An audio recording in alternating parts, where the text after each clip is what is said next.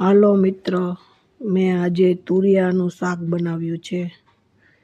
તો મેં તુરિયા લઈ અને કટિંગ કરી લીધા છે, ઝીણા ઝીણા સરસ મજાના. પછી મેં એક કુકરમાં તેલ મેલ્યું છે, એમાં મેં લસણ નાખ્યું છે અને પછી મેં આ તુરિયા નાખી દીધા છે.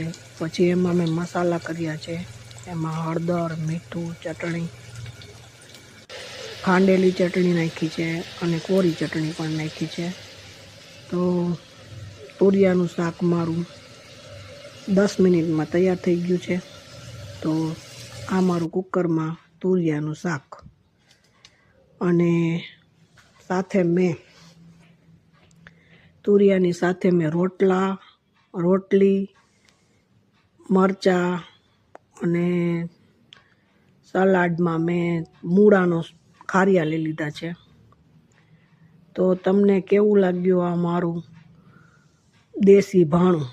જો તમને ગમ્યું હોય તો ચેનલને સબસ્ક્રાઈબ કરી દેજો.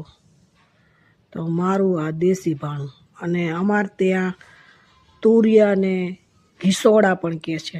તમારા લોકો ત્યાં શું નામ છે આ તુરિયાનું તે જણાવજો.